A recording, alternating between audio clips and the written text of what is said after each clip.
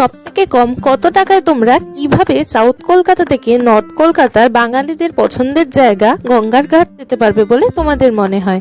সবার প্রথমে গড়িয়া স্টেশন থেকে প্রিন্সেপ ঘাট যাওয়ার টিকিট কেটে নিলাম। গড়িয়া স্টেশন থেকে কিন্তু তোমরা ডিরেক্ট কোনো ট্রেন পাবে না। প্রথমে গড়িয়া স্টেশন থেকে বালিগঞ্জ যেতে হবে, তারপর বালিগঞ্জ থেকে মাঝেরহাট লাইনের বজবজ লোকাল ধরতে হবে।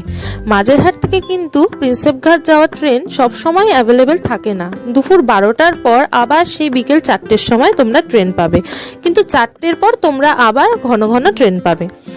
মাঝেরহাট থেকে ট্রেন সবসময় ফাঁকাই থাকে। আমরা যেদিন গেছিলাম সেদিন অবশ্য সরস্বতী পুজো প্লাস ভ্যালেন্টাইন্স ডে ছিল, তাই ট্রেনে একটু ভিড় ছিল।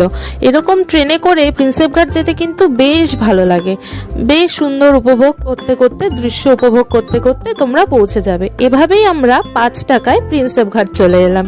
কেমন লাগলো তোমাদের ভিডিওটা?